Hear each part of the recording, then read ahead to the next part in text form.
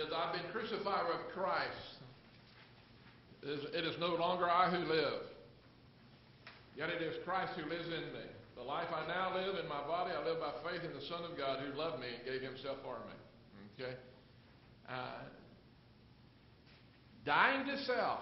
Now that's what we're talking about. Being crucified with Christ. Dying to self. Lord, old self's going to make a mess of things. And let me just give you a visual picture. And let me urge you to do something this week. This is a little exercise. I don't know about your routine when you get up. I don't know when you get up in the morning. Some of you, I'm curious, how many of you here are morning people? Raise your hand. How many of you are night people? Raise your hand.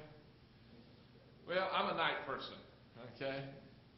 You folks that are morning people, I don't understand you. God's blessing on you, whatever. There are two kinds of people when they get up. You morning people, you get out of bed and go, good morning, Lord. This is the day that the Lord hath made. I'm going to rejoice and be glad. And then you go off to work. Zippity-doo-dah, zippity-day. That's how you go to work, okay? And you wake up and say, good morning, Lord. I get up and say, good Lord, it's morning, okay? And I get up different. In fact, I don't think God wakes up till 10 a.m. or whatever. I'm just not a morning person, and my best hours are after lunch, not before. I'm just, okay? Well, whether you're a morning or a night person or whatever, you all have a routine. Okay? My routine looks something like this. When I get up in the morning, I'm not a morning person. I reach over, get to the Lord, I stagger around. Stagger to the restroom. Then I reach over and turn the shower on. My family's not fit to see me in the morning. I need to be up for at least 20 to 30 minutes before anybody in my family even greets me. Groggy, out of sorts, grizzly bear is an understatement. Okay. In fact, I have to be up for 30, 45 minutes before I even have my quiet time. I'm serious. God doesn't even need to see me the way I am. I'm just, okay? But by the time I get up, I go through my routine, I get out of the shower, It starts to kick in when I'm starting to shave. Now, I've got more face to shave than some of you, okay? But I start shaving.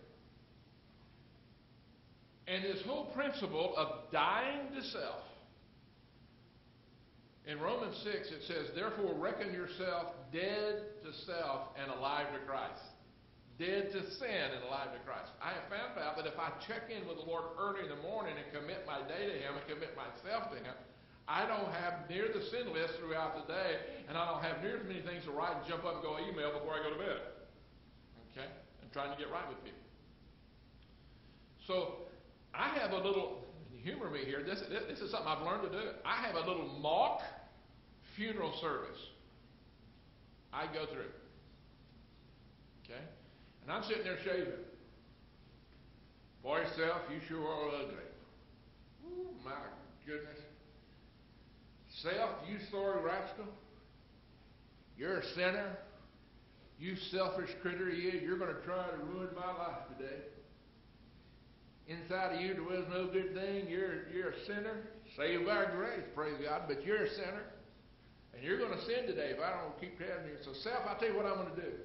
I'm going to reckon myself dead to sin and going to die to self. As of now, self, you're dead, dude. You're dead. Now get in the coffin. In the coffin. You are now dead. King Jesus, you're on the throne. I want to be dead to self. I want to be alive to Jesus Christ. And Lord, I want you, self, get in the casket. Lord, you're on the throne. You're king today. You call the shots. Old self is crucified with you, dead. I reckon myself alive to you. And this body I now live in, I give to you, you being thrown. This mind, I want to give you my mind. Not much there, but you're welcome to it. I give you my mind, I give you my body. Sorry, it looks the way it does, but I give you my body. And Lord, as best I know I'm saying, I want to give you me. And I want you to be King Jesus for today. I dethrone self, and I enthrone Christ. I reckon myself dead to self, and I'm reckon myself alive to Christ. Okay? So then I'm able then to meet my family, go have my quiet time, eat a little bit of breakfast, and I get ready to go to work. I go to work. This happened. I was pastoring First Baptist Gonzales, Texas. And I never forget the morning this happened. I'm sitting there in my office. I've had a great morning, great quiet time. Prayed for my sin list, prayed for my 10 most wanted. I mean, I'm clean as well. I'm doing great. 10 o'clock in the morning, I get a call from a deacon. Secretary paged me and said, "Preacher, so-and-so's online." I said, "Yes, sir." "Preacher, who left the lights on in the church van?" "Well, I don't know." "Well, preacher, you know money doesn't grow on trees. You know, and man, I'll tell you what, if you can't take better care of that church van and that church and that staff of yours, you need to say, "Preacher, did you leave lights?" I said, "I don't know. It must have been the youth minister." No, I didn't do that. Okay. No. I said, "All right. Now, what happens inside of me? What happened to self?" "Well, he's dead." You ever seen those old horror movies? The lid came off of that coffin. And I wanted to give that deacon a piece of my mind. And old self starts coming out of that coffin. Okay. And let me tell you what. I mean, I just had a quiet time that morning. I had a great time with the Lord. But at 10 o'clock, self is coming out. This is why it says in Luke 9:23, take up your cross daily. I have to have a daily funeral service. Okay? This is why Paul says pray without ceasing. I mean, I have a neat prayer time at 8 in the morning, and at 10 o'clock, all hell breaks loose, and old self hopped out. I'm going to whoop somebody. You sorry, blanket, so who do you think you are calling me? I didn't leave those lights on you. I mean, old self can jump out and mess up my life. And so what I want to do is I want to slam the lid on self. Get back in there, dude. Okay? If I don't, I'm going to have to call and ask someone to forgive me. Because old self's going to mess me up.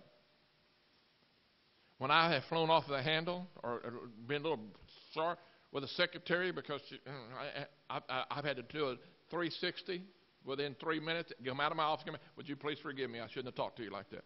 Why? Because I'm going to keep a short sin list.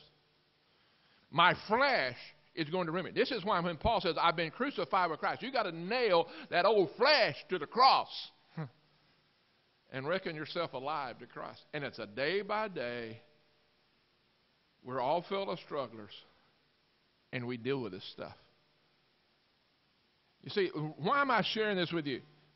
I didn't fully grasp this when I trusted Christ. Back then, when I trusted Christ in 1956, you trusted Jesus so you didn't go to hell, went to heaven. Period. I didn't understand this abundant life stuff. I didn't understand dying to self. I just thought you died and went to heaven.